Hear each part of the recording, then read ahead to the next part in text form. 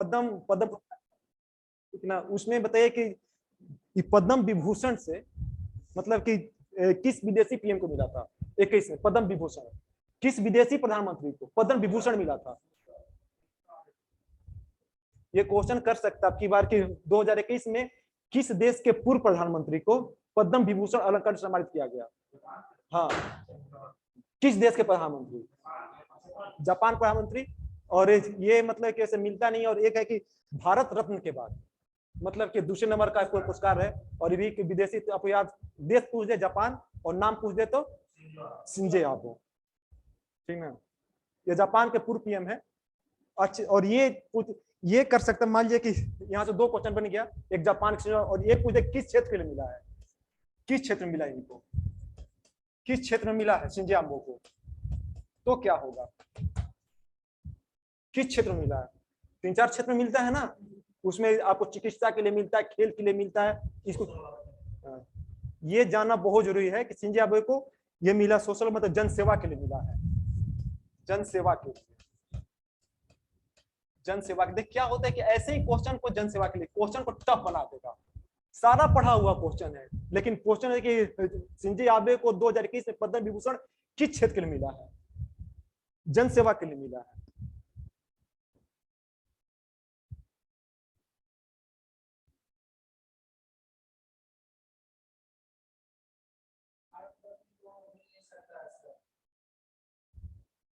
नहीं मिल सकता है, भारत रत्न भी, भारत रत्न मिल सकता है। आपको मिला है कि जो आपको अबुल खतार, हाँ अब विदेशी को नहीं मिलेगा, अब नहीं मिले विदेशी को। जैसे कि अगर मान लीजिए पहले पूछा जाए तो अपने नेल्सन मंडेला को मिला है, और फिर आपको अफगानिस्तान के जो थे वो क्या नाम है उनका, अब्दुल गफूर करके जो नाम है उनको मिला हुआ है। हाँ हाँ हाँ, उनको भारत में मिला हुआ है, लेकिन अब नहीं मिलेगा किसी विदेशी पर्सनालिटी को। अच्छा, बूटा सिंह के बारे में तो लोग जानते होंगे, बिहार के रह चुके राज्यपाल बूटा सिंह, बूटा सिंह।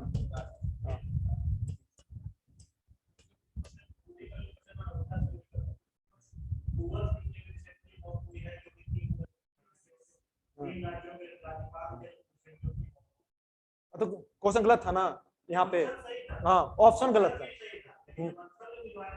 अच्छा, आंसर गलत दे दिए, वो मिस्टेक हो। देखिए बूटा से इसलिए जानना होगा कि जब बिहार के बूटा सिंह राज्यपाल थे तो उसी समय 5 में चुनाव हुआ था, जिसमें नीतीश कुमार जी कुछ दिन या कुछ दिन के लिए मत सीएम बने थे, फिर ये हो गया था 7 दिन के। तो वहां पे क्या था कि इनका जो डिसीजन था, इनके डिसीजन पे पूरे देश में चर्चा हुआ था कि राज्यपाल के क्या पद को समाप्त कर दिया जाए, कि मतलब राज्यपाल का जो भी पोस्ट होता है वो मतलब राजनीति से प्रेरित होता है।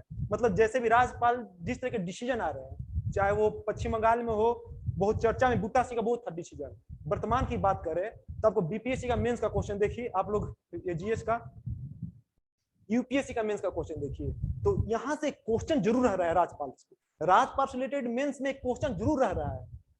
तो राज्यपाल इतना विवादित, जो राज्यपाल का जो विवादित फैसला आ रहा है उसी पे डिबेट चल रहा है कि राज्यपाल के पोस्ट को ही खत्म कर दिया जाए।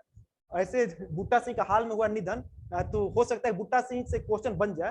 वैसे बूटा सिंह के बारे में हम लोग बहुत सारे फैक्ट्स हम लिखवा चुके हैं, लेकिन यहाँ से ये पूछ दे कि बूटा सिंह का बिहार में कार्यकाल कब तक था, कार्यकाल कब तक था, कार्यकाल बूटा सिंह का बिहार में। ऑप्शन आप लोग को दे के कंफ्यूज कर सकता है कि बूटा सिंह का बिहार में राज्यपाल का कार्यकाल कब था। ऑप्शन नहीं दे रहे आप लोग को, डायरेक्ट इसका हम आप लोग को लिखवा दे रहे आंसर कि 2004 से लेकर 2006 के दौरान, 2004 से 2006 के दौरान ये बिहार के राज्यपाल रहे थे बूटा सिंह, 2004 से 2006 के दौरान। और इनका है कि एक फैक्ट और लिख लिया कि ये जो कि मतलब कि 8 बार लोकसभा के लिए हुए थे निर्वाचित। हाँ, लोकसभा के लिए निर्वाचित हुए थे, लोकसभा के लिए निर्वाचित। हो सकता है कि ऐसा कर दे क्वेश्चन कि बूटा सिंह लिख के इनके बारे में 1 2 3 4 करके फैक्ट दे दे, ठीक। 8 बार ये लोकसभा के लिए हुए थे निर्वाचित बूटा सिंह। 12 जनवरी के बारे में तो लोग पता होगा, क्या है 12 जनवरी को?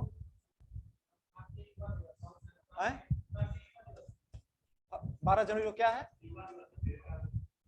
अच्छा, किसके लिए मनाया जाता है? स्वामी विवेकानंद। अच्छा, अभी जो ये मनाया गया जो 12 जनवरी को, इसका ये क्या था, थीम क्या था? 2021 का जो युवा दिवस था, युवा दिवस, इसका थीम क्या था? युवा दिवस का थीम क्या था? थीम पूछ देगा, बहुत सारा वो दे देगा नाम। इसका थीम था युवा, युवा, युवा, युवा। इसका थीम था युवा, 21 जनवरी को युवा उत्साह, उत्साह नए भारत का, युवा उत्साह नए भारत का। ये लिख लीजिए इसका थीम, युवा उत्साह नए भारत का। युवा दिवस का ये थीम था, युवा, युवा नहीं युवा, हाँ युवा नहीं है, ह है, हाँ युवा, एच है, हाँ हाँ हाँ। वो कंफ्यूज यहाँ नहीं दे के दे देगा, युवा दे देगा, कंफ्यूज हो जाएगा आदमी, लेकिन आपको याद है यहाँ प्लस है, युवा, कंफ्यूज हो जाएगा आदमी। उत्साह नए भारत का साथ में है ये। अच्छा ये बताइए कि विश्व व्यापार संगठन की जो नया महानिदेशक बना अभी, ठीक ना, उनका नाम क्या है? क्या नाम है? नागोजी अंकोजो इवोला। विश्व व्यापार संगठन की नई महानिदेशक नागोजी अंकोजो इविला, नागोजी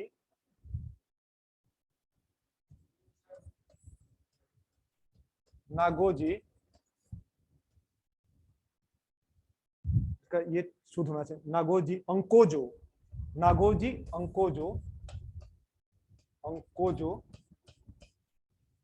इविला। ये कौन है?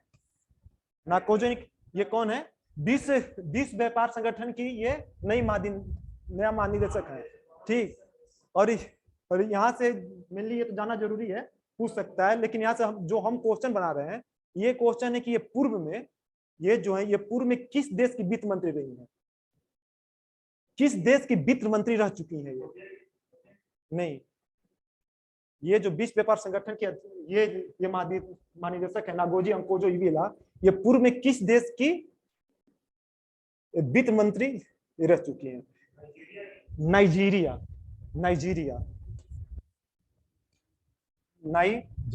ठीक है ना, नाइजीरिया होता है, नाइजीरिया की। ये सब चीज याद रखिएगा, इसलिए मान लीजिए कि ये तो हमेशा बीपीएससी में पूछता है क्वेश्चन एक ही होता है, बस को टफ बनाने के लिए ऑप्शन चेंज करता है। ये पूछता है कि किस देश की वित्त मंत्री पूर्व में रह चुकी है? नाइजीरिया की। हाँ, नाइजीरिया मुल्क की है, नाइजीरिया मुल्क अमेरिकी है। WTO का स्थापना कब हुआ था? 1 जनवरी 1995 हुआ था। इससे पहले मतलब कि गेट का संस्था था। हाँ बिल्कुल, हाँ ये गेट का ही नाम बदल के WTO कर दिया गया 1 जनवरी 1995 से WTO हो गया। अच्छा ये बताइए कि गोल्डन, क्वेश्चन बताइए कि गोल्डन ग्लोब पुरस्कार में ड्रामा श्रेणी, देखिए गोल्डन बहुत ज्यादा कि ऑस्कर पूछता है हमेशा। एक बार बीपीएससी में गोल्डन ग्लोब पुरस्कार ये पूछ दिया था, गोल्डन ग्लोब पुरस्कार पूछ दिया था। गोल्डन ग्लोब पुरस्कार देख क्या हुआ था कि ग्लोब पुरस्कार हम लोग भी ऑस्कर करके गए थे, लेकिन ऑस्कर नहीं पूछ के गोल्डन, हाँ ये ग्लोब पुरस्कार पूछ दिया था, इसलिए क्वेश्चन ले लिए हैं कि ये कि गोल्डन ग्लोब पुरस्कार 2021 में ड्रामा श्रेणी में सर्वश्रेष्ठ फिल्म किसको घोषित किया गया? गोल्डन ग्लोब पुरस्कार 2021 में ड्रामा श्रेणी का सर्वश्रेष्ठ फिल्म किसे घोषित किया गया?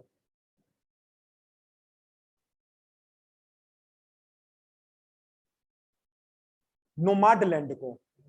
नोमाडलैंड। हाँ वो जीता होगा, वो तो हम लिखवा देंगे। ये गोल्डन ग्लोब पुरस्कार नोमाडलैंड।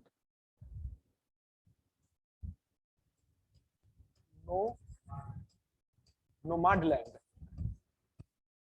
अच्छा ये पुरस्कार कहाँ दिया जाता है, गोल्डन ग्लोब पुरस्कार? नहीं नहीं, ये बेवरी हिल्स कैलिफोर्निया में दिया जाता है। ये पुरस्कार जो है ये हॉलीवुड का प्रतिष्ठित पुरस्कार है, जिसको बेवरी हिल्स कैलिफोर्निया में दिया जाता है। बेवरी हिल्स, बेवरी हिल्स कैलिफोर्निया।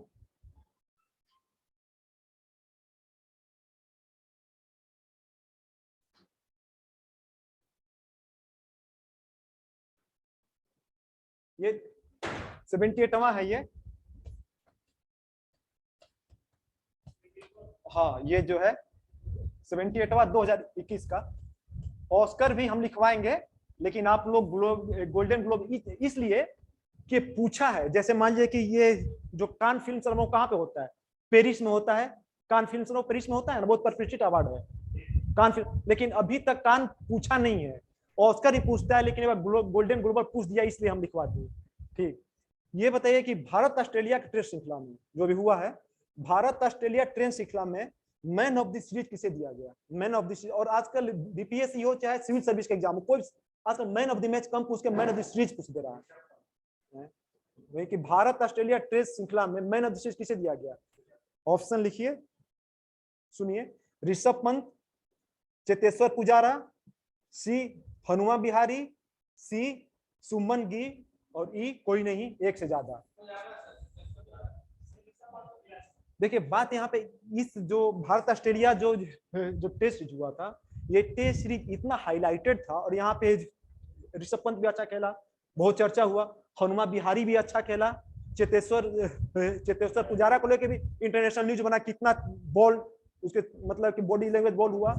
लेकिन यहाँ पे इसलिए कि इस क्वेश्चन बनाने के पीछे ये कारण है कि यहाँ पे बहुत ज्यादा लड़का ये क्वेश्चन गलत बना देगा।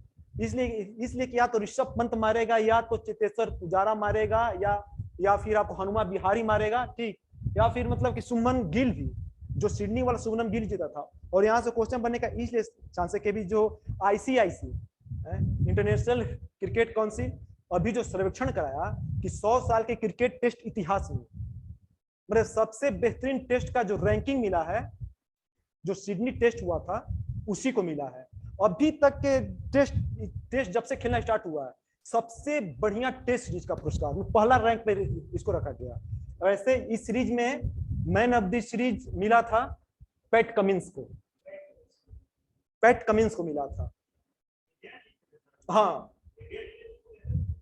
क्यों नहीं, series man of the series. नहीं नहीं वैसा नहीं है, जीतने वालों को ये कोई जरूरत नहीं है। मैन ऑफ द सीरीज उसमें 4 टेस्ट था, ऑस्ट्रेलिया और भारत का हुआ था श्रृंखला, उसमें 4 टेस्ट की श्रृंखला थी। ठीक, उसमें man of the series PAT Cummins को मिला था। हाँ पैट कमिंस सर्च कर लीजिए आप लोग, अगर आप लोग। हाँ नहीं अभी 21 में जो हुआ, 20-21 के टेस्ट श्रृंखला में। और भारत कितना से जीता था यह श्रृंखला? 2-1 से जीता था। 2 मैच इंडिया जीता था, इंडिया, और 1 मैच जीता था ऑस्ट्रेलिया 2-1 से। एक टेस्ट हो गया था ड्रा, 4 टेस्ट का था, एक टेस्ट हो गया था ड्रॉ हो गया था एक टेस्ट, समझे? और इंडिया यही पूछ सकता है कि भारत वो श्रृंखला किससे जीता? 2-1, 3-1, ठीक ना? ऐसे कर सकता है, या फिर 4-2 ऐसे कर करके। तो आप लोग, या फिर 3-0 सर्च किए, किसको मिला था?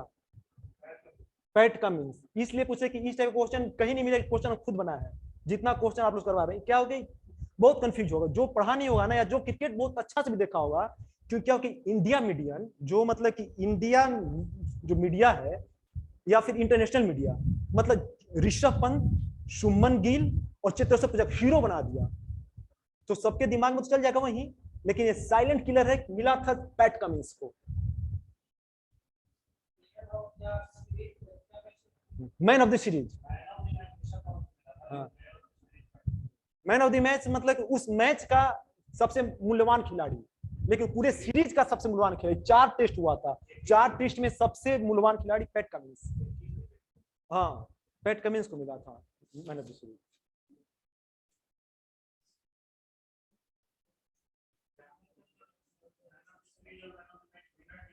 हाँ बिल्कुल बिल्कुल, हाँ मतलब कि ज्यादातर मैन ऑफ द मैच हो, खासकर मैन ऑफ द मैच तो ज्यादातर मान लीजिए कि 99.99 विनर टीम को ही मिलता है, ठीक है ना। और मैन ऑफ द सीरीज भी ज्यादातर मानिए कि 90% विनर टीम ही बनती है। हाँ,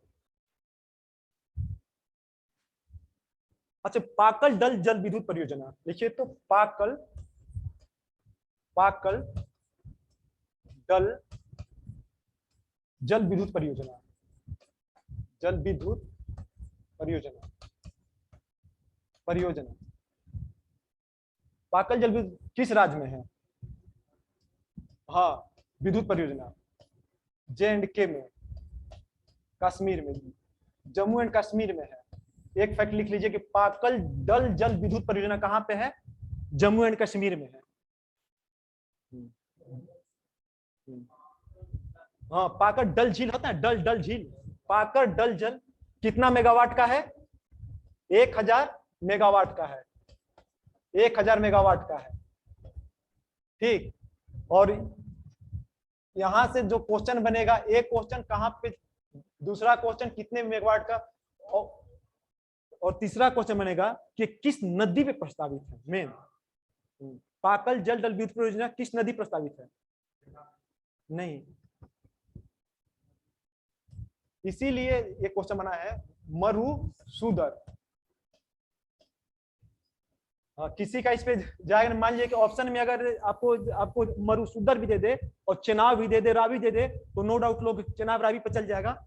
लेकिन पाकल डल जल विद्युत परियोजना, हाँ सहायक नदी है, इस सहायक नदी पे बन रहा है चुनाव के। तो 1000 मेगावाट का, और ये नाम है मरुसूदर, मरुसूदर, सुदर, मरुसूदर नदी बन रहा है पाकल डल जल विद्युत परियोजना। अच्छा, विश्व जल दिवस कब मनाया जाता है? विश्व जल दिवस, विश्व जल दिवस कब मनाया जाता है? पूछा हुआ क्वेश्चन है। विश्व जल दिवस, विश्व जल दिवस कब है? पूछा हुआ क्वेश्चन है। बिहार दिवस कब मनता है? ये भी 22 मार्च है। विश्व जल दिवस 22 मार्च।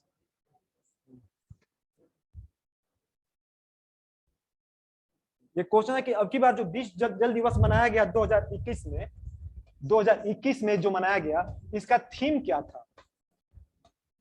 थीम, मेन क्वेश्चन है यही कि इसका थीम क्या है। आजकल बहुत देख रहे हैं कि बड़ी थीमें पूछ रहा है, इसका थीम क्या था?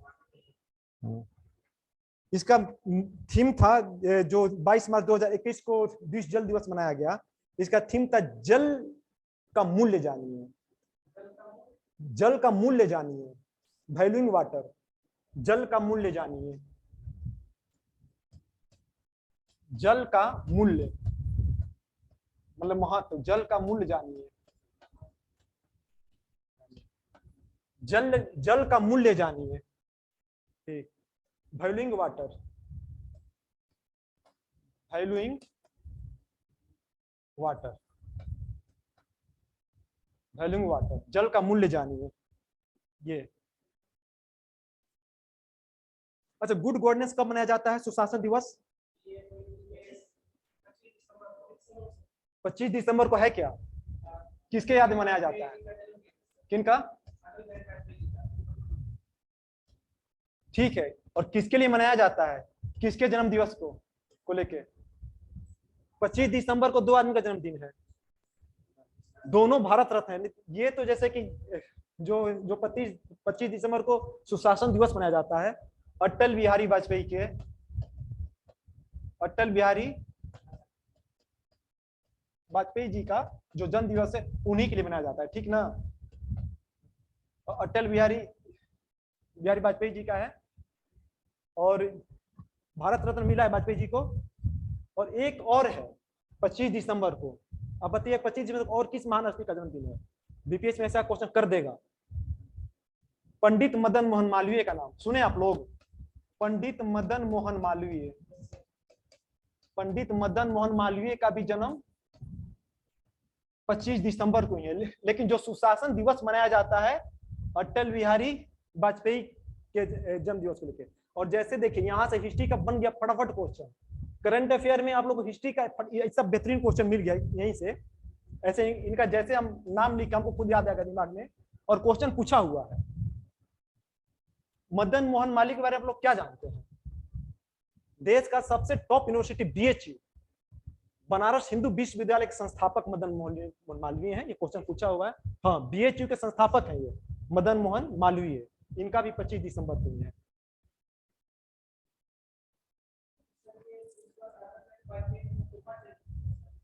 क्या चीज?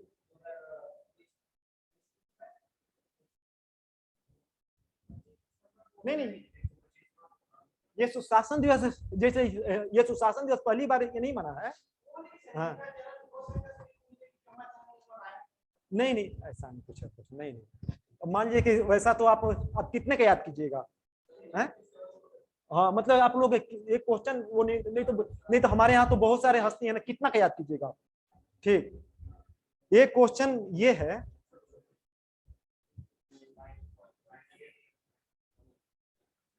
लंदन स्थित क्यूएस, लंदन स्थित क्यूएस क्यूएस एजेंसी रैंकिंग में विश्व का शीर्ष उच्च शैक्षिक संस्थान कौन है 21 में?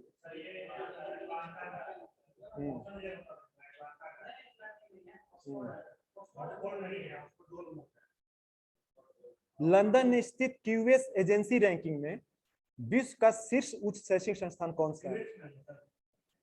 अमेरिका में है वो। हाँ, एजेंसी का नाम क्यूएस है, जो निकालता है क्यूएस। अच्छा, आप लोग जैसे इंजीनियरिंग का होता है नाम होता है, जैसे हम लोग आईआईटी है, ठीक ना, तो सबसे बड़ा नाम अगर जब कोई सोचता है कि मतलब कि इंजीनियरिंग फील्ड में जाए तो सबसे बड़ा नाम क्या होता है? MIT. MIT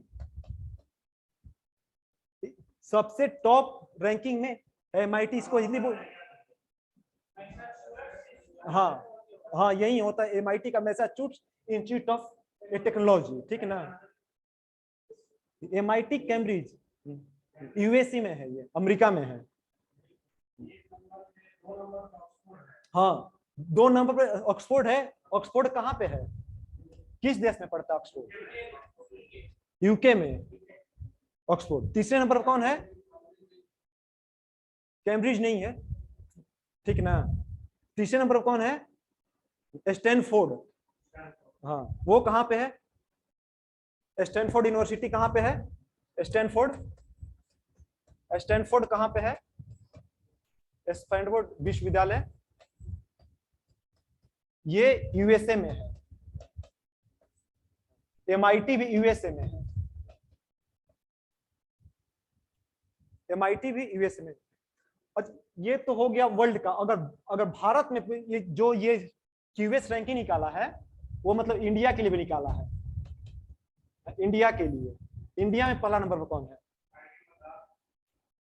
IIT Mumbai 117 rank है। आईआईटी मुंबई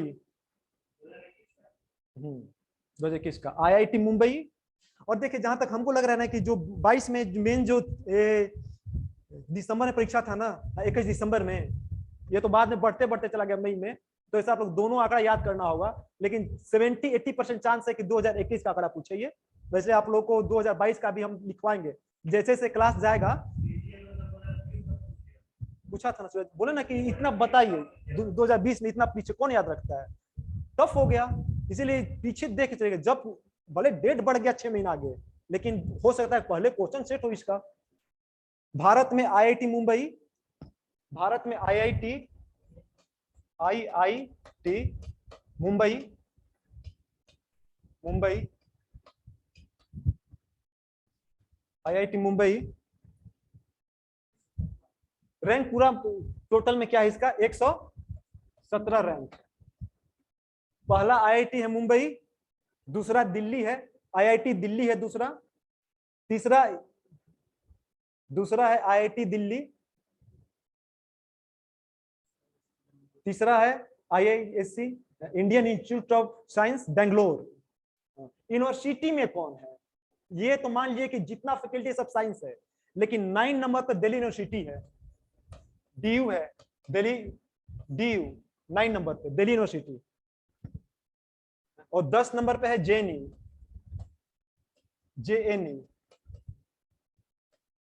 डीयू 9 पे है और 10 पे जेएनयू। इससे पहले जितना है सब साइंस से रिलेटेड है। आईआईटी मुंबई हो गया, आईआईटी दिल्ली हो गया, और फिर आपको इंडियन इंस्टीट्यूट ऑफ साइंस हो गया बेंगलोर, वो सब हो गया।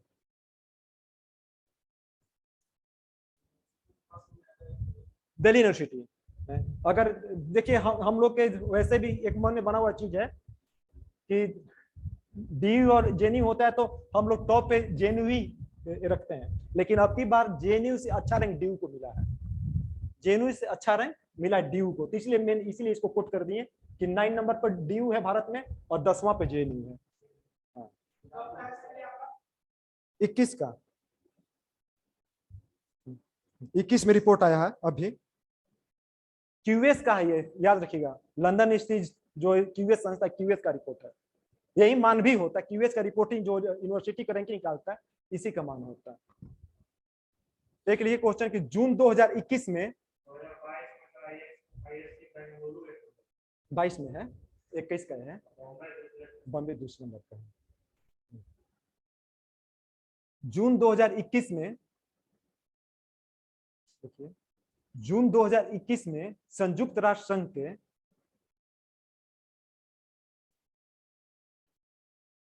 लिख रहे हैं, जून 2021 में संयुक्त राष्ट्र संघ के आर्थिक और सामाजिक परिषद में 3 वर्ष के लिए भारत सदस्य निर्वाचित हुआ है। किस संस्था के लिए ये करता है, तो संस्था का नाम लिख लीजिए वही कि आर्थिक और सामाजिक परिषद,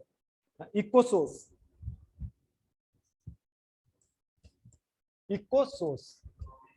हाँ, आर्थिक और सामाजिक परिषद का भारत बना है मेंबर 3 वर्ष के लिए। ये करके मतलब ये कर रहा क्वेश्चन कि आप लोग को यूएनओ के किस संस्था का, ठीक ना, ये भारत सदस्य बना है 3 वर्ष के लिए, भारत 3 वर्ष के लिए, अगर ऐसे 3 वर्ष के लिए कर देगा क्वेश्चन और फिर ए बी सी करके ये दे देगा, तो ये याद रखिएगा 3 वर्ष के लिए बना है। इसका हम कार्य लिखवा दे, कब तक बना है, ये 3 वर्ष के लिए सदस्य बना है। ये है 1 जनवरी 2022 से 31 दिसंबर 2024 तक संयुक्त राष्ट्र संघ के आर्थिक और सामाजिक परिषद में 3 वर्ष के लिए भारत हुआ सदस्य निर्वाचित हुआ है। इसकी सदस्यता 1 जनवरी 2022 से 31 दिसंबर 2024 तक, 1 जनवरी 2022 से 1 जनवरी 2022 है ना, 1 जनवरी 2022 से 31 दिसंबर 2024 तक भारत इसका रहेगा मेंबर, इकोसोस का, यूएनओ का संस्था है। पूछा हुआ क्वेश्चन है ये क्वेश्चन 5659 ये बीपीएससी पूछा था। हाँ नहीं यहीं से क्वेश्चन पूछा था, तो मेरे कहने का मतलब है कि सेटर यहाँ से क्वेश्चन निकालता है, तो भारत फिर मेंबर बना है तो हो सकता है यहाँ से क्वेश्चन निकाले। फैक्ट तो बहुत सारे होते हैं ना, लेकिन बहुत सारे फैक्ट हमको कुछ मतलब नहीं है, हमको उसी फैक्ट से मतलब है जो बीपीएससी पूछता रहा है, जिसका पूछने का है संभावना। वैसे तो आप लोग टेक्स्ट बुक को ऐसे में बहुत फैक्ट आप लोग पढ़े ही होंगे। ये बताइए कि G7 का 47वां शिखर सम्मेलन 47, G7 का 47वां शिखर, हाँ ये याद कीजिए, G7 का 47वां शिखर सम्मेलन जून 2021 में कहां पर संपन्न हुआ, जून 2021 में 47वां कब हुआ था, जून 2021 में हुआ था।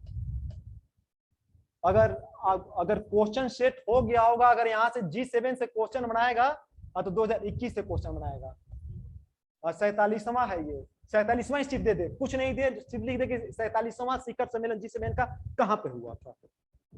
जगह का नाम क्या है? कार्नवाल। हाँ, कार्नवाल में हुआ था।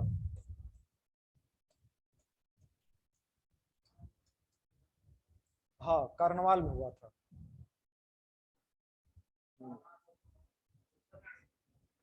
कहां पे है कार्नवाल, पता है?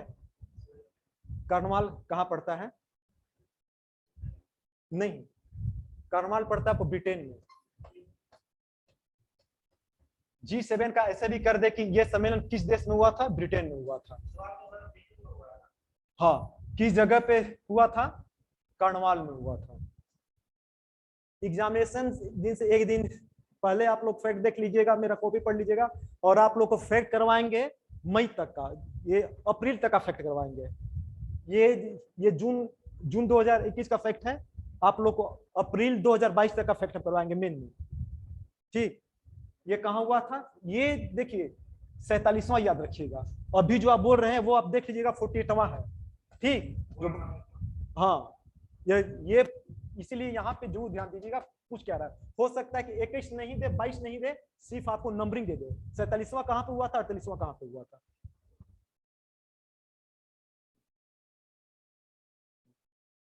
और 40 जो ये है, ये 22 में कहां प्रस्तावित है? ये 22 में कहां प्रस्तावित है?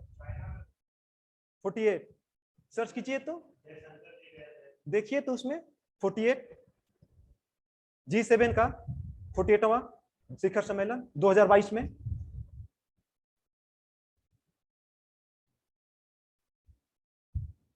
ये तो जून में होता है, देखिए तो पूछा है, दिया है। जर्मनी प्रस्तावित था, वैसे जर्मनी प्रस्तावित है 2022 लिखा ना, जर्मनी, इसीलिए हाँ जर्मनी 2022 लिखिए। 48वां जो है ये जर्मनी, नॉट चाइना, जर्मनी 48। लेकिन ये नहीं पूछेगा, पूछेगा तो ठीक है 47 याद कीजिए, कार्नावाल में ब्रिटेन में हुआ था। तो ये बताइए आप लोग कि G7 में कौन कौन से देश हैं? नाम बोलिए तो आप लोग, हम लिखते चल रहे हैं। G7 में G8 होता था पहले। हाँ रशिया, तो फिलहाल कौन है G7? रुकिए, USA एक, ब्रिटेन, तीसरा कौन बोले? फ्रांस, फ्रांस, चौथा में चलिए लिख दिए इटली, इटली, पांचवा में कौन होगा? जापान, जापान, छठवां कनाडा, सातवां जर्मनी। Good, Germany. ये G7 है कंट्री।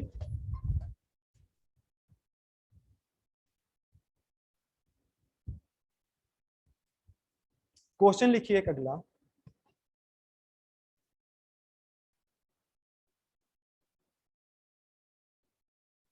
फैक्ट है, क्वेश्चन नहीं है, वैसे फैक्ट आप लोग नोट कर लीजिए कि ग्रीन हाइड्रोजन पहल पर, ग्रीन हाइड्रोजन पहल पर ब्रिक्स देशों के साथ 2 दिवसीय सम्मेलन का मेजबानी किस देश ने किया था?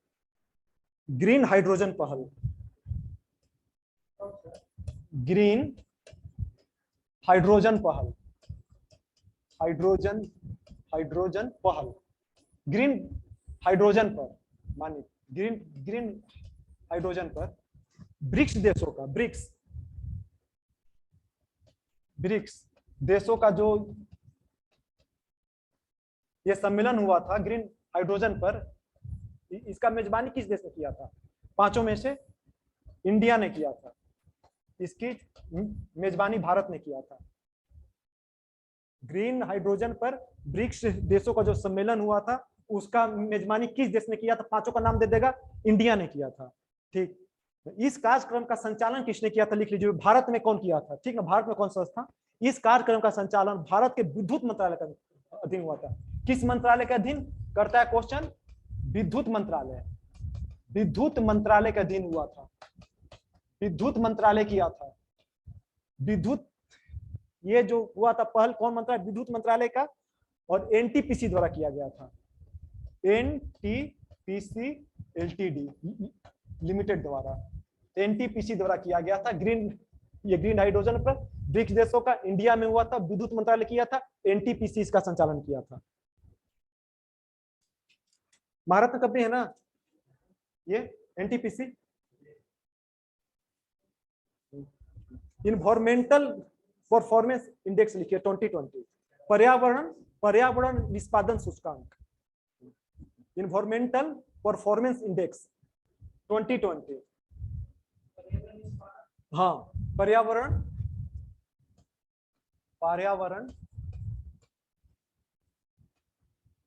निष्पादन सूचकांक 21 में रिपोर्ट आया है 2020 का, जून में रिपोर्ट आया इसका 2020 जून 21 में रिपोर्ट आया है। ये किसके द्वारा ये जारी किया गया, किसके द्वारा ये जारी किया गया? विश्व आर्थिक मंच के सहयोग से, लिख लीजिए किसके द्वारा जारी किया गया, फैक्ट लिखिए कि विश्व आर्थिक मंच के सहयोग से येल और कोलंबिया विश्वविद्यालय द्वारा जारी किया गया। विश्व आर्थिक मंच के सहयोग से येल और कोलंबिया विश्वविद्यालय द्वारा जारी किया गया। येल और कोलंबिया विश्वविद्यालय, येल विश्वविद्यालय, येल यूएसए का ये है यूनिवर्सिटी, येल और कोलंबिया विश्वविद्यालय द्वारा।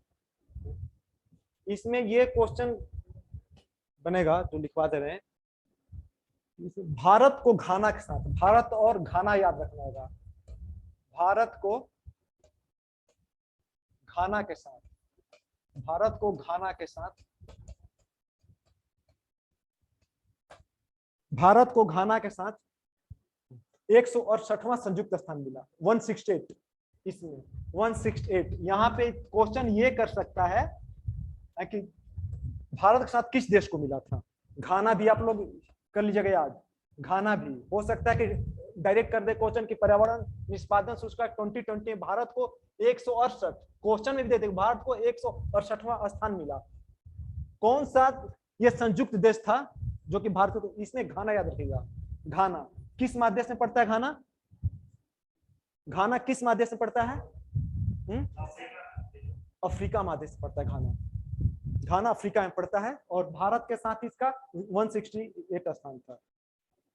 भारत के लिखिए, इसी फैक्ट है, इसी के फैक्ट लिखिए कि भारत के पड़ोसी देशों में, इसी का फैक्ट है कि भारत के पड़ोसी देशों में सिर्फ अफगानिस्तान और म्यांमार ही भारत से नीचे थे। दो देश का ही सिर्फ रैंकिंग भारत से खराब था। अफगानिस्तान का रैंक था 178 और आपको म्यांमार का रैंकिंग था 179 ही भारत से थे नीचे। नहीं तो और जितना देश है पाकिस्तान, नेपाल, श्रीलंका, सबका रैंकिंग भारत से बेहतर है। इसमें किसका?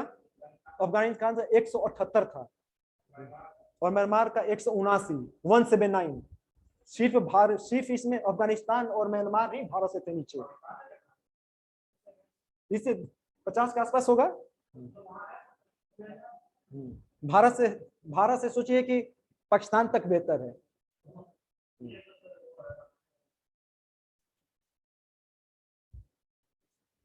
पहला नंबर पे कौन है? पहला नंबर पर इसमें 1 2 3 लिखवा दे रहे हैं। इसमें पहला डेनमार्क है। डेनमार्क पर्यावरण निष्पादन सूचकांक में पहला नंबर डेनमार्क है। दूसरा लग्जेमबर्ग है। लग्जेमबर्ग कहां पड़ता है? कौन से महादेश में? यूरोप महादेश में पड़ता है लग्जेमबर्ग। तीसरा स्विट्जरलैंड है। और सबसे नीचे कौन है? सबसे नीचे जिसका रैंक है 180, सबसे निचला रैंक है, नहीं सीरिया नहीं है। ये यहाँ पे पर्यावरण का बात है ना, लोकतंत्र का बात नहीं है। पर यहाँ पर लाइबेरिया, लाइबेरिया है। सबसे निचला स्थान लाइबेरिया को मिला है। लाइबेरिया 180वां नंबर है। हाँ, लाइबेरिया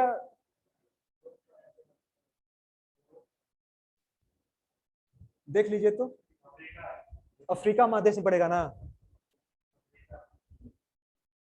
पश्चिमी अफ्रीका पड़ेगा शायद, हाँ वेस्ट अफ्रीका में लाइबेरिया, अटलांटिक किनारे है, साउथ अटलांटिक, ये पूछेगा मतलब कि ये जो अटलांटिक है, उत्तरी अटलांटिक दक्षिणी, तो साउथ अटलांटिक किनारे पड़ेगा, पश्चिमी तट पे, उसके पूर्वी तट पे।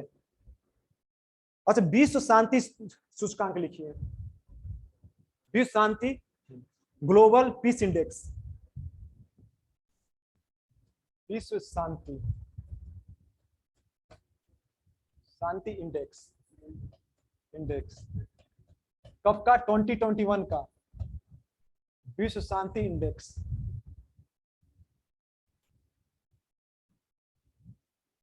ग्लोबल पीस इंडेक्स कौन जारी करता है? सिडनी स्थित, सिडनी, सिडनी जगह का नाम है, सिडनी स्थित institute for economic and peace द्वारा जारी किया जाता है।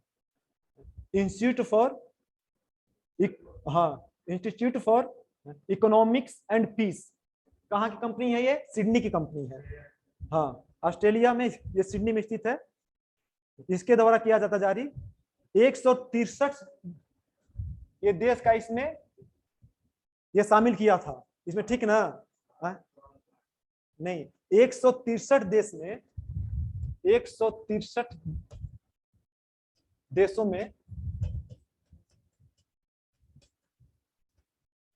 163 इसलिए लिखे ना कि पहले नहीं पूछता था, लेकिन अब क्या कर रहा है कि ऐसे विश्व शांति इंडेक्स देके, पिछला बार क्वेश्चन दिया था कि मतलब कि ये दे दिया था कि मतलब कि इसमें कितने देश शामिल थे, एक इसे लिख दें कि 163 देशों में भारत का स्थान 135वां था, 135, 135,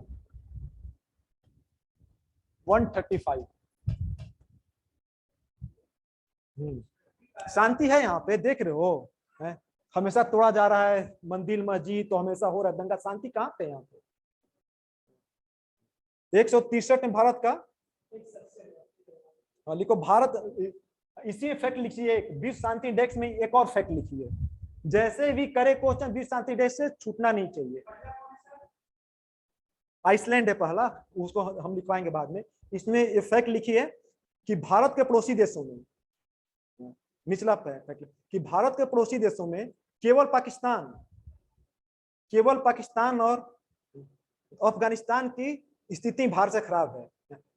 अब तो खुश होंगे ना भाई कि कम से कम भारत से पीछे है पाकिस्तान, पाकिस्तान का रैंक है 150, भारत के पड़ोसी देशों में केवल पाकिस्तान रैंक इसका लिखिए 150, और अफगानिस्तान रैंक 163।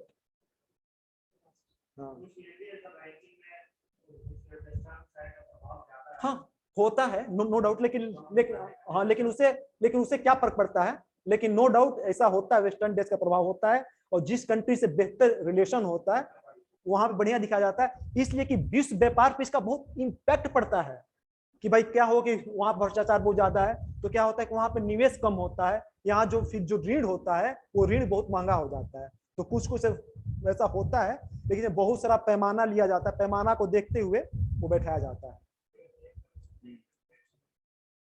पहला पे लिख लीजिए, इसमें पहला में इसमें कौन है? फर्स्ट पे पहला लिख लीजिए, विश्व में सबसे ज्यादा शांतिपूर्ण देश कौन है? आइसलैंड। दूसरा नंबर पर न्यूजीलैंड, हाँ दूसरा नंबर पे है न्यूजीलैंड, और तीसरा पे है डेनमार्क, तीसरा पे डेनमार्क।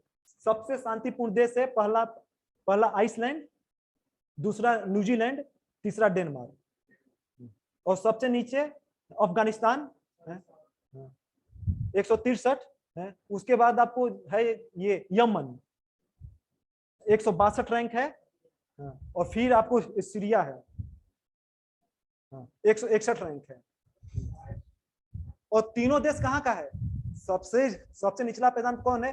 अफगानिस्तान, यमन और सीरिया, तीनों एशिया महादेश का है, पश्चिमी एशिया का, तीनों।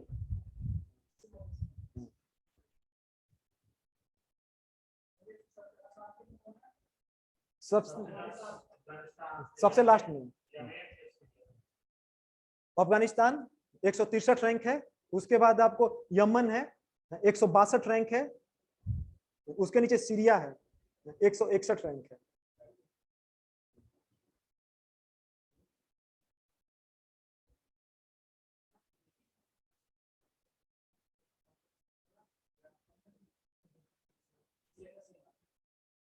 क्वेश्चन लिखिए। अमेरिकी राष्ट्रपति, क्वेश्चन लिखिए, बताइए। अमेरिकी राष्ट्रपति जो बाइडन, अमेरिकी राष्ट्रपति जो बाइडन और रूसी राष्ट्रपति व्लादिमीर पुतिन की द्विपक्षीय वार्ता 16 जून 2021 को कहां पे हुई थी? 16 जून 2021, 16 जून 2021 को कहां पर हुई थी? तो कहां पर पूछेगा क्वेश्चन, ये पूछना चाहिए मेरे, इसलिए कि इस पे पूरा दुनिया का निगाह था। राष्ट्रपति बनने के बाद जो बाइडन का ये पुतिन के साथ पहला मीटिंग था। ये कहां पे हुआ था? कहां पे संपन्न हुआ था? अमेरिकी राष्ट्रपति जो बाइडन और रूसी राष्ट्रपति व्लादिमीर पुतिन की द्विपक्षीय वार्ता 16 जून 2021 को कहां पे हुई थी? पूरे विश्व की निगाह थी यहाँ पे कि इस वार्ता में क्या निकल के आ रहा है, और कुछ नहीं आया निकल के, बस हाँ निकल के युद्ध आया, युद्ध आया। सही बोले, वार्ता का निकल के वही आया रसिया यूक्रेन संकट। यूक्रेन संकट ये हुआ था जेनेवा में, जेनेवा में हुआ था। जगह का चुनाव करके सबसे सेफ। अच्छा ये जेनेवा है कहाँ पे? स्विट्जरलैंड। हाँ स्विट्जरलैंड, स्विट्जरलैंड में बैठक हुआ था। ये याद कर लीजिए, दोनों का बैठक कहाँ पे हुआ था? ये जेनेवा हुआ था। देखिए विश्व स्वास्थ्य संगठन द्वारा जब तक कोरोना रहेगा तब तक WHO से रिलेटेड कुछ ना कुछ क्वेश्चन रहेगा नहीं। देखिए विश्व स्वास्थ्य संगठन द्वारा वर्ष 2021 में, विश्व स्वास्थ्य संगठन द्वारा वर्ष 2021 में किन 2 देशों को मलेरिया मुक्त देश घोषित किया गया? वर्ष 2021 में किन 2 देशों को मलेरिया मुक्त देश घोषित किया गया?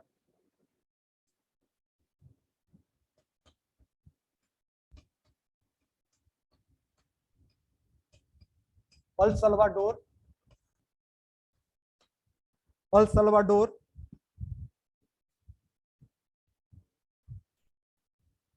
और चीन, चाइना को। अल सल्वाडोर और चाइना को। हाँ देखिए सर, श्रीलंका को पहले मिल चुका है, मलेरिया मुक्त देश है। देख लीजिए 2021 में किस 2 देश को WHO ने, जिसका स्थापना कब हुआ था? WHO का, विश्व स्वास्थ्य संगठन का स्थापना कब हुआ था? WHO दिवस, विश्व स्वास्थ्य दिवस कब मनाया जाता है? विश्व स्वास्थ्य दिवस कब मनता है? पूछा हुआ क्वेश्चन है, बहुत बार पूछा है बीपीएससी में। क्वेश्चन बैंक देखिए 7 अप्रैल को, 7 अप्रैल को मनता है। स्थापना कब हुआ था WHO का? 7 अप्रैल को, 7 अप्रैल इसीलिए मनता है 1948।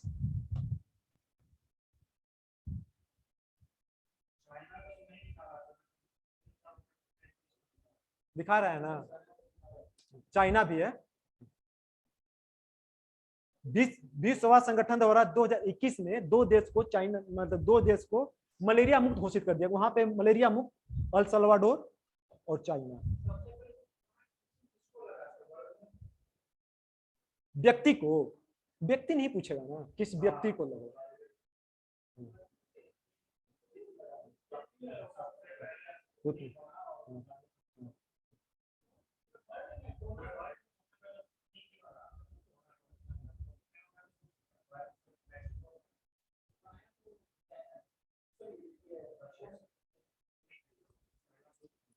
अगला क्वेश्चन आप लोग लिखिए। अगला क्वेश्चन क्या बोल रहे हैं? जिंदा है विलियम शेक्सपियर, अभी जिंदा है। देखिए वैसा, ऐसा फैक्ट में दिमाग मत खर्च कीजिए। देखिए बता रहे हैं, ऐसा फैक्ट में दिमाग इससे मत खर्च कीजिए। हाँ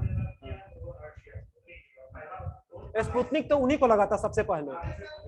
देख नहीं, और एक बात क्या है कि, और एक को नहीं वो तो बता देंगे, मिल भी जाएगा। लेकिन और क्या है कि एक क्वेश्चन के लिए, मतलब आपको इसी क्वेश्चन की बात हम नहीं कर रहे हैं, चाहे वो हिस्ट्री हो, चाहे कोई भी सब्जेक्ट हो, एक क्वेश्चन के लिए अभी एक पूरा किताब पढ़ने की जरूरत नहीं है। इसलिए क्वेश्चन टोटल कितना करता है, 150 क्वेश्चन करता है।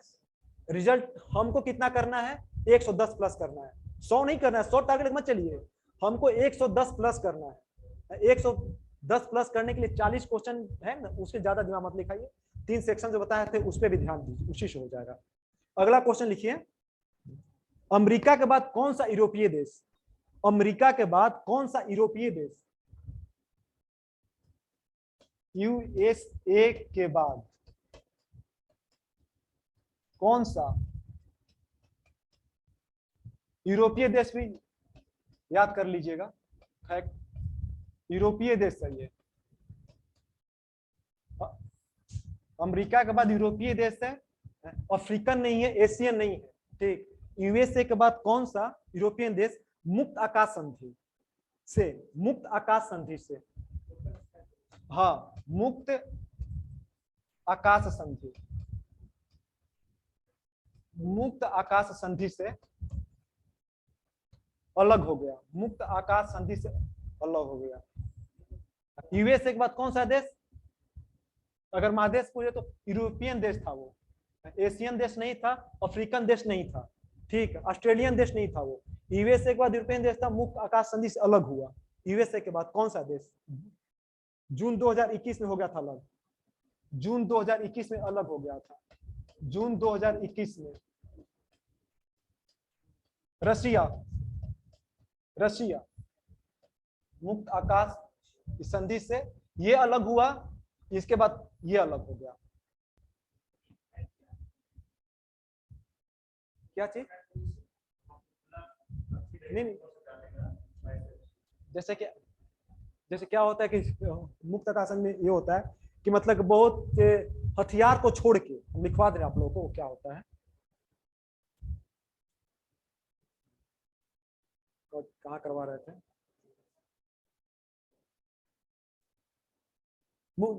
मुक्त आकाश संधि बताते हैं कि इसमें क्या होता है कि जो विमान होता है, अवमान होता है, ठीक है ना, मतलब कि जिसमें हथियार नहीं होता है, ठीक, आपके देश में कहीं पे उड़ने के लिए और परीक्षण करने के लिए स्वतंत्र होता है।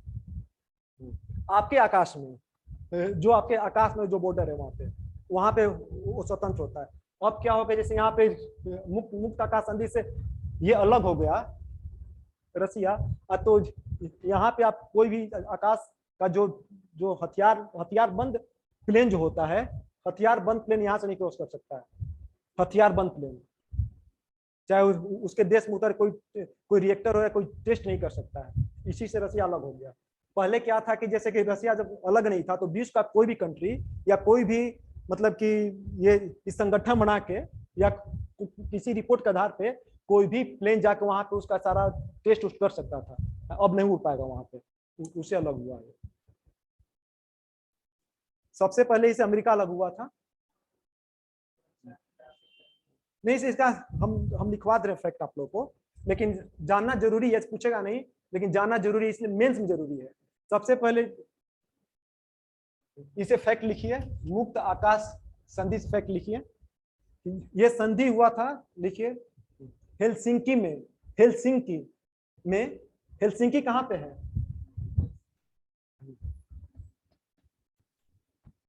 कहां पे है, मेरे ख्याल से फिनलैंड में है, फिनलैंड में है, फिनलैंड में है ना, फिनलैंड में है ये, यूरोप का देश है फिनलैंड, उसका राजधानी है, ठीक। हेलसिंकी में 1992 में, 1992 में संधि पर हस्ताक्षर हुआ था, संधि पर हस्ताक्षर हुआ था, मुक्त आकाश संधि पर 1992 में संधि पे हस्ताक्षर हुआ था, सिग्नेचर हुआ था। और प्रभावी कब से हुआ था यह संधि, संधि प्रभावी कब से था, यह संधि कब से प्रभावी हुआ था, मुक्त आकाश संधि 1992 में संधि पे हस्ताक्षर हुआ था और यह प्रभावी हुआ था 2002 से, 2002 से प्रभावी हुआ था। यह संधि जो है 2002 से हुआ था, लिखा रहे हैं, लिखिए, लिख लीजिए। हाँ हाँ, लिख लीजिए। यह संधि, मुक्त आकाश संधि, यह संधि सदस्य देशों को, यह संधि सदस्य देशों को एक दूसरे की सीमा में, मतलब कि इस संधि में जितने जितने देश हैं, मतलब कि इस संधि में मान चलिए कि यूरोप के ज्यादातर देश हैं, ज्यादातर क्या मतलब एक तरह से सभी देश हैं, ठीक है। अगर आप हाँ ज्यादातर देश है इसमें, तो लिखिए कि यह संधि सदस्य देशों को एक दूसरे की सीमा में, एक दूसरे की सीमा में गैर हथियार बंद विमानों के माध्यम से, गैर हथियार बंद विमानों के माध्यम से, गैर हथियार बंद, गैर हथियार विमानों के माध्यम से सैन्य ठिकानों की निगरानी की सुविधा प्रदान करती है। हाँ मुक्त, हाँ, जो ये संधि मुक्त आकाश संधि है कि गैर हथियारबंद विमानों को, गैर हथियारबंद विमान क्या होते हैं, गैर हथियारबंद विमान मतलब जो विमान जा रहे हैं उसमें हथियार रहित, मतलब बिना हथियार के विमान, और कोई भी संधि में शामिल है और कोई भी अगर हम निगरानी करने जाए तो उस प्लेन में हथियार होगा तो अलाउ नहीं है, आप विदाउट हथियार जा सकते हैं। और वो भी वही जो इस संधि में जो जो कंट्री शामिल है, जो कंट्री शामिल नहीं आप वहां पे आप नहीं जा सकते हैं। तो गैर हथियार बंद विमानों के माध्यम से सैन्य ठिकानों की, सैन्य ठिकानों की निगरानी की सुविधा प्रदान करती है मुक्त आकाश संधि। जैसे कि वहां से अब जब रशिया हो गया अलग, तो ये मेंबर कंट्री ये सुविधा रशिया में आपको नहीं मिलेगी, ये निगरानी की सुविधा प्रदान करती है। पहले किया जा सकता था, लेकिन अब अपना मतलब कि जो मेंबर कंट्री अब ना आपको यूएसए में कर सकता है और ना आपको यहां कर सकता है, रशिया में कर सकता है।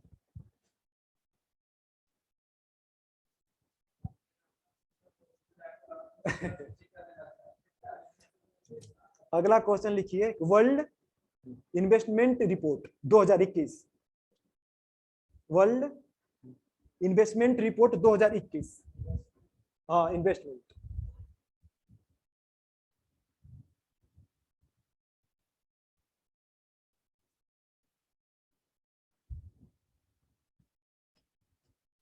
वर्ल्ड इन्वेस्टमेंट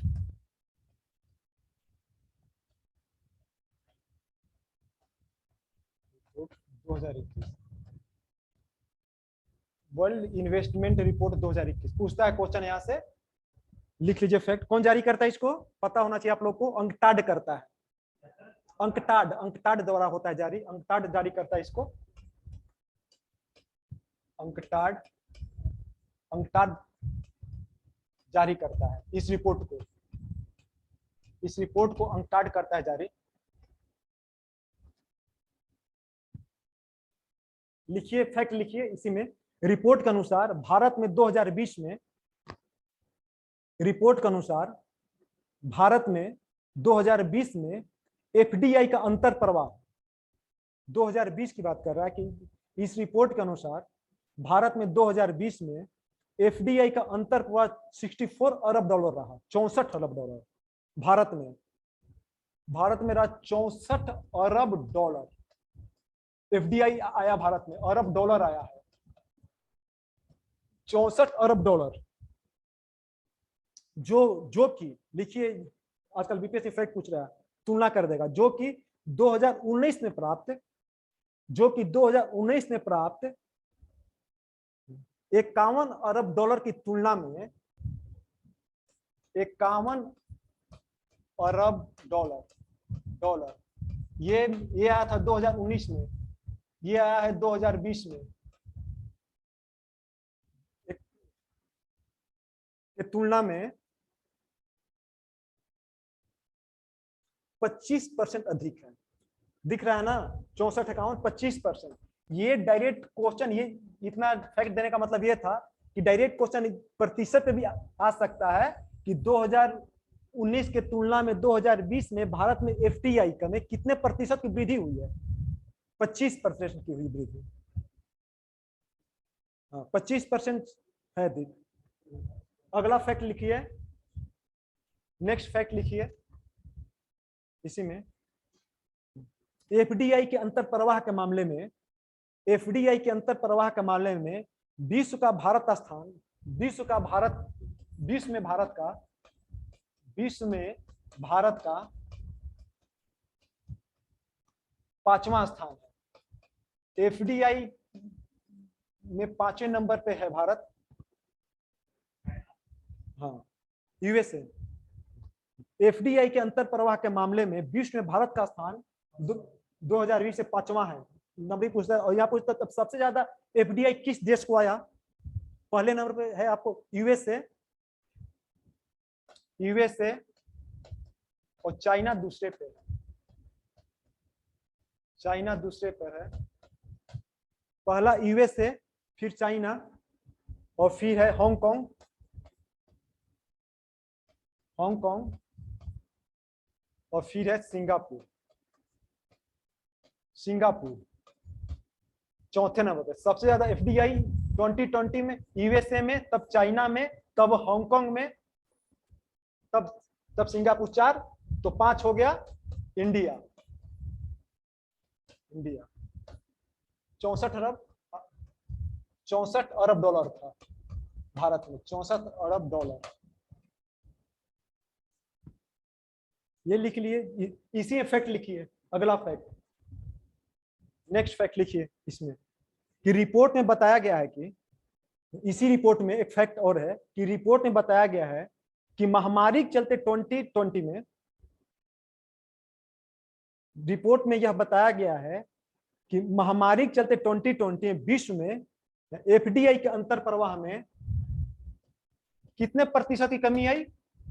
2019 तुलना में 35% की कमी आई। एफडीआई का जो पूरी दुनिया में अंतर प्रवाह होता है, उसमें 2020 का मतलब कि कोविड काल में, महामारी काल में कितने परसेंट की कमी आई।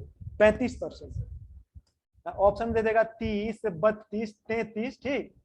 तो आप लोग याद कीजिएगा 35। ऑप्शन दे देगा कंफ्यूज करने के लिए। 35% की कमी आई है।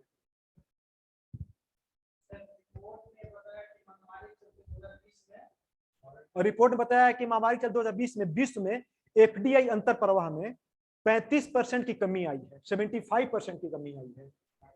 हाँ, 35। क्वेश्चन पूछ देते हैं कि कितने प्रतिशत की कमी आई है एफडीआई में। 35% की कमी आई है। दूसरा क्वेश्चन लिखिए। अगला, ये फैक्ट खत्म हो गया। अगला क्वेश्चन लिखिए कि क्रिप्टो करेंसी बिटकॉइन, बिटकॉइन तो क्रिप्टो करेंसी है, तो लिखिए कि क्रिप्टो करेंसी बिटकॉइन को विधिग्राह, मतलब कि इसको लीगल टेंडर इंग्लिश में बोलते हैं कि क्रिप्टो करेंसी बिटकॉइन को विधिग्राह, मतलब कि लीगल टेंडर मुद्रा के रूप में, मतलब मान मुद्रा, जिस मुद्रा को विधि द्वारा मान्यता प्रदान कर दी गई हो। तो क्रिप्टो करेंसी बिटकॉइन को विधिग्राह मुद्रा के रूप में मान्यता देने वाला विश्व का पहला देश कौन है। मान्यता विश्व का पहला देश कौन है। El Salvador. कहां पे पड़ता है ये। मध्य अमेरिकी देश है ये, मध्य अमेरिकी देश है ये, अल सल्वाडोर, ठीक है। यूएनओ के महासचिव कौन है। Antonio Guterres. कहाँ के रहने वाले हैं ये, कहाँ के हैं। एंटोनियो गुटरेस जो अभी आपको यूएनओ के महासचिव हैं, वो किस देश के रहने वाले हैं, कहाँ के निवासी। पुर्तगाल, पुर्तगाल, पुर्तगाल। नोट लिखिए, इसलिए कि मेन हस्ती के बारे में और पूछता है क्वेश्चन इस टाइप का। मेरे ख्याल से ये क्वेश्चन देश पूछा हुआ, इसलिए। यूएनए के पहले महासचिव कौन थे। यूएनओ के पहले महासचिव, प्रथम महासचिव ट्रिग्वे ली। हाँ, ट्रिग्वे ली। कहाँ के थे ट्रिग्वे? नॉर्वे के थे, नॉर्वे के थे। यूएनओ के पहले महासचिव थे।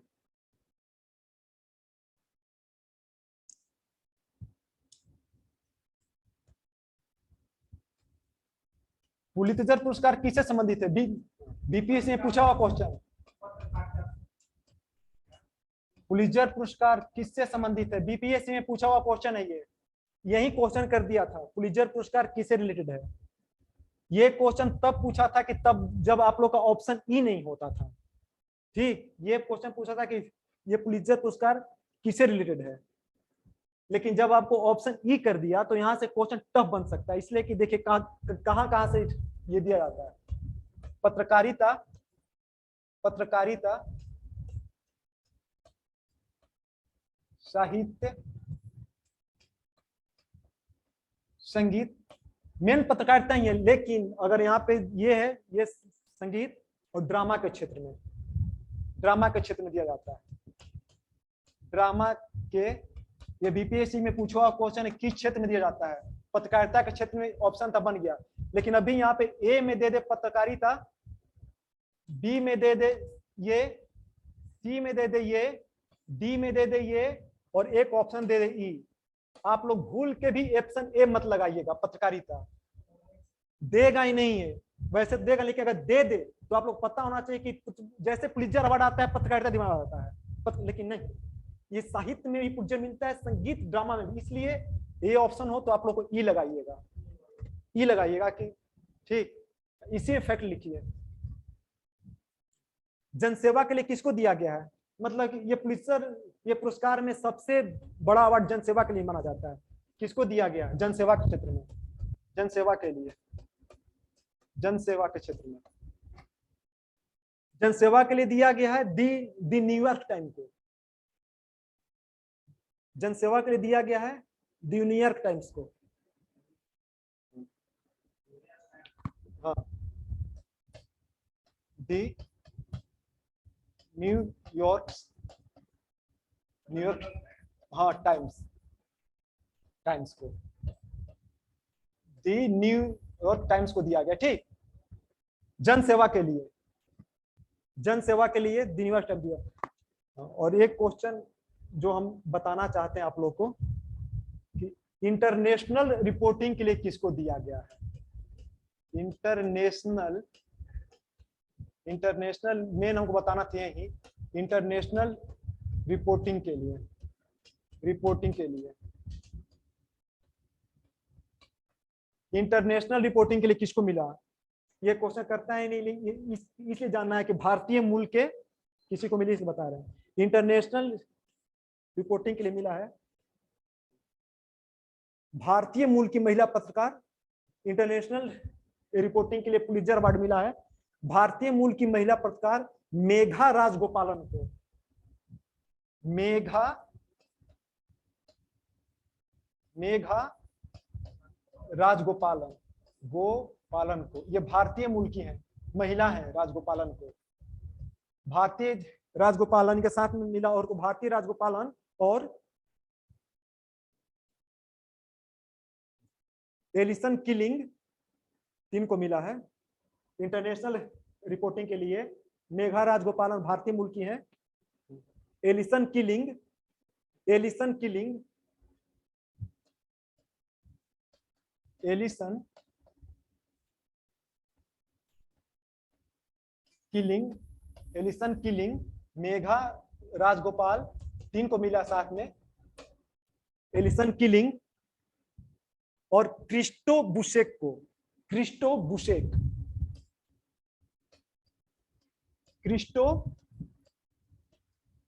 बुशेक को मिला है इंटरनेशनल रिपोर्टिंग के लिए। लेकिन यहां से एक ही क्वेश्चन मैंने कहा कि भारतीय मूल के किस महिला पत्रकार को इंटरनेशनल रिपोर्टिंग के लिए पुलित्जर पुरस्कार मिला है, तो आप लोगों को मेघा राजगोपालन याद रखना है, मेघा राजगोपालन है?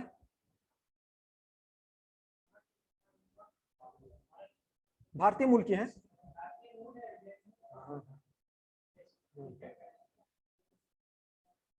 अच्छा, निपुण का नाम आप लोग सुने, निपुण, निपुण, हाँ निपुण, निपुण है क्या, NIPUN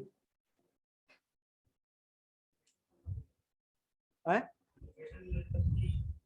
देख लीजिए, NIPUN, निपुण, निपुण, ये निपुण लिख लीजिए, कुछ निपुण, सबसे पहले इसका हो सकता है कि बीपीएस में निपुण दे के बहुत सारा फुल फॉर्म दे दे, तो फुल फॉर्म भी पता हो जाएगा कि NIPUN का मतलब क्या होता है? ठीक, लिखिए। National initiative for proficiency, national initiative for proficiency in reading with, proficiency in reading with understanding and numeracy. हाँ,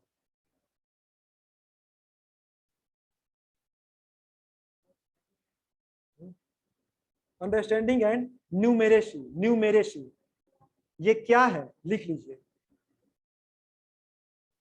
ये क्वेश्चन पीटी के लिए है और मेंस में भी अगर कोई एजुकेशन से रिलेटेड आ जाए क्वेश्चन, मेंस के लिए बता रहे हैं।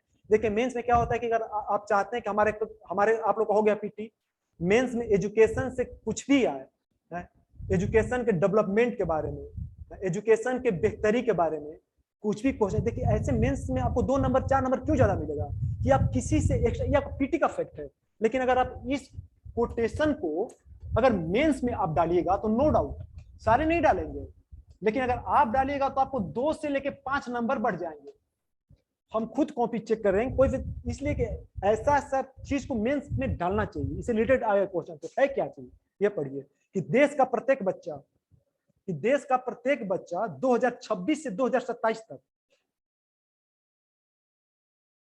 कि देश का प्रत्येक बच्चा 2026 से 2027 तक ग्रेड 3 के अंत तक, देश का प्रत्येक बच्चा 2026 से 27 तक ग्रेड 3 के अंत तक मूलभूत साक्षरता, ग्रेड 3 के अंत तक मूलभूत मूलभूत साक्षरता और संख्या गणना कौशल, मूलभूत साक्षरता और संख्या गणना कौशल आवश्यक रूप से प्राप्त कर सके। मूलभूत साक्षरता और संख्या गणना कौशल आवश्यक रूप से प्राप्त कर सके, हाँ आवश्यक रूप से प्राप्त कर सके, आवश्यक रूप से प्राप्त कर सके।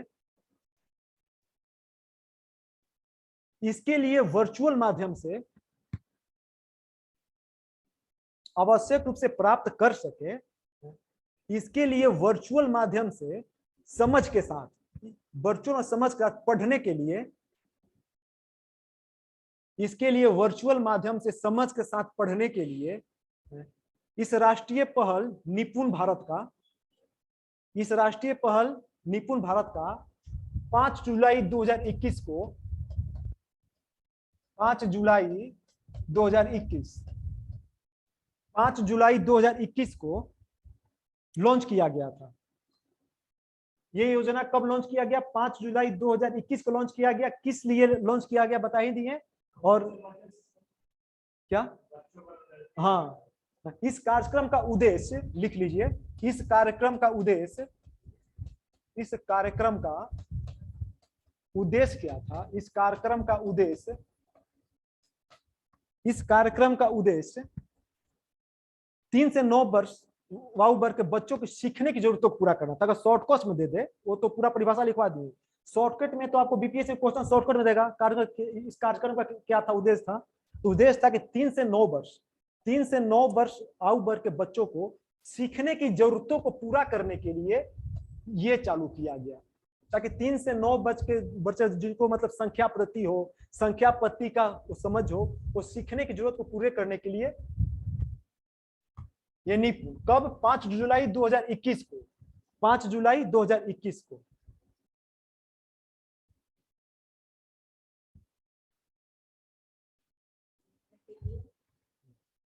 सीखने की जरूरतों को पूरा करने के लिए, सीखने की जरूरतों को पूरा करना है मेन उसका उद्देश्य।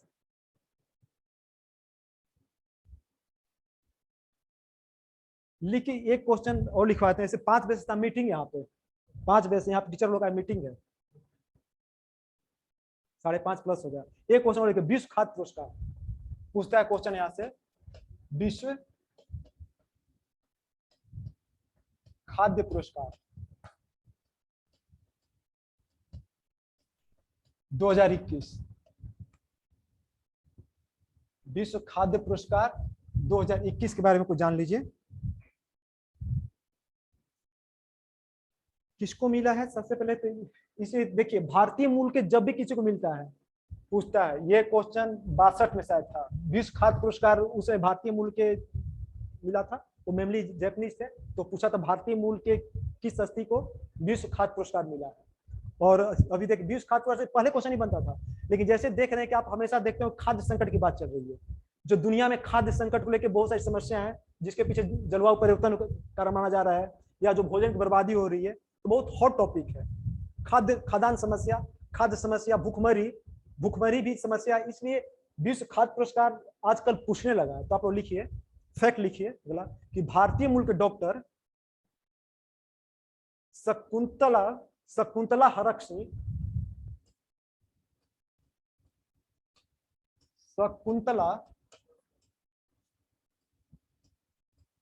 भारतीय मूल के डॉक्टर हैं शकुंतला हरक और थिल एस्टेड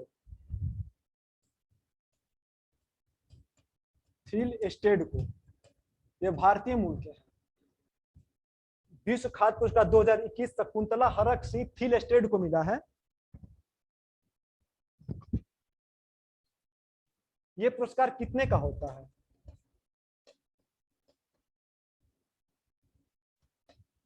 $2.5 लाख का पुरस्कार होता है। पुरस्कार की राशि क्या है इसमें? $2.5 लाख का है। हाँ, बहुत पैसा हो गया। $2.5 लाख का पुरस्कार है, शकुंतला हरक को मिला है। अब यहाँ पे किस लिए मिला है? जैसे आजकल ये नोबेल में पूछ दे रहा है कि मतलब कि आखिर भौतिकी में या केमिस्ट्री में, बायोलॉजी में किस क्षेत्र के मिला है या किस रिसर्च के मिला है, डायरेक्ट नाम नहीं पूछ रहा है किसको मिला है, ऐसे पूछ रहा है कि मतलब कि फिजिक्स के क्षेत्र में किस उपलब्धि के लिए मिला है। तो विश्व खाद्य पुरस्कार ये नहीं पूछे कि किसको मिला है, ये नहीं पूछे कि कितने डॉलर का होता पुरस्कार, लेकिन ज्यादा पूछने का संभावना नाम ही होता है। ये क्वेश्चन, अगला क्वेश्चन इसी से आपको ये पूछ दे, फैक्ट लिखिए, किस लिए मिला है, इन्होंने वैसा विश्व खाद्य के क्षेत्र में क्या किया है कि इनको ये पुरस्कार मिला है, वो लिख लीजिए। मछली आधारित, हाँ, मछली आधारित खाद्य प्रणालियों के क्षेत्र में, मछली आधारित खाद्य प्रणालियों के क्षेत्र में इनके शोध एवं उपलब्धियों के लिए, मछली आधारित खाद्य प्रणालियों के क्षेत्र में इनके शोध एवं उपलब्धियों के लिए इनको यह पुरस्कार मिला है।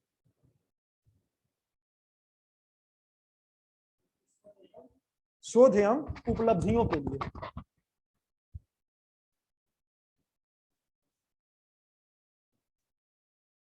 एक क्वेश्चन और कर लीजिए, last question. Laureus world sport award ये पूछता है, और सबसे बड़ा अवार्ड माना था खेल के क्षेत्र में। लिखिए लॉरियंस वर्ल्ड, लॉरियंस इसको बोलते हैं, पुरस्कार का नाम है लॉरियंस। हाँ, Laureus world sport award, world sports award 2021। इसका फैक्ट लिख लीजिए, गेम से रिलेटेड है। लॉरियंस वर्ल्ड स्पोर्ट अवार्ड खेल का बहुत बड़ा अवार्ड माना जाता है। संयुक्त रूप से सारे जितने खेल होते हैं, जैसे कि जो फीबा देता है वो फुटबॉल के क्षेत्र में देता है, जो WTA देता है वो टेनिस के क्षेत्र में देता है, ठीक ना। ये लॉरियंस होता है कि सारे खेल को सम्मिलित करके दिया जाता है। तो ये लिख लीजिए कि सर्वश्रेष्ठ पुरुष खिलाड़ी का अवार्ड किसको मिला है? लॉरियंस वर्ल्ड स्पोर्ट, पुरुष खिलाड़ी। हाँ,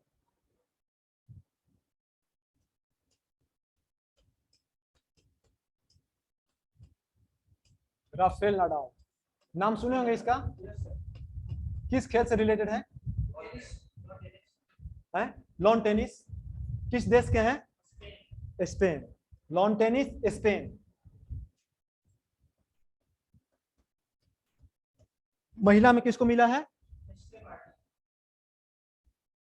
लॉरियंस वर्ल्ड अवार्ड 2021 ये मिला है नोओमी ओसाका। नोओमी ओसाका कहाँ की है, किस खेल से रिलेटेड है, लॉन टेनिस से। ये लॉरियंस वर्ल्ड स्पोर्ट अवार्ड 2021 पुरुष में राफेल नडाल को मिला है, महिला में नोआमी ओसाका को मिला है। ठीक, मीटिंग ज्वाइन कर लें आज, कल से 2-2 घंटा का हम ले लेंगे, ठीक ना। मतलब मान लीजिए कब हमको आप लोगों को क्लास कराना है पूरा अप्रैल कराएंगे, तो इसलिए 2-2 घंटा क्लास हमको देना है। अप्रैल 22 को करेंट अफेयर वही कराएंगे जो करेंट अफेयर ऐसे तो आप पढ़ ही रहे होंगे, बहुत सारा पेपर होंगे, लेकिन हम वही करेंट कराएंगे जो कि ज्यादा मोस्ट इंपोर्टेंट हो और एक तरह से आपका रिवीजन हो। और इसके बाद अगर मेंस का क्लास अगर होगा तो क्लास कम होगा, क्लास में डिस्कशन ज्यादा होगा, कोई टॉपिक पे हम भी डिस्कशन करें, आप हम लोग एज ए फ्रेंड डिस्कशन करेंगे। एज ए फ्रेंड देखिए मेंस पीटी का रिजल्ट पढ़ने से होता है, एक कांसेप्ट है, पीटी बिना पढ़े पीटी नहीं होता, तो मेंस बिना लिखे नहीं होता। मेंस में लिखना है तो आप लोग अपनी तक करवा दें, हमारा क्लास लेंगे तो आप निश्चित रहिएगा अपनी तक का पूरा करा देंगे। ठीक,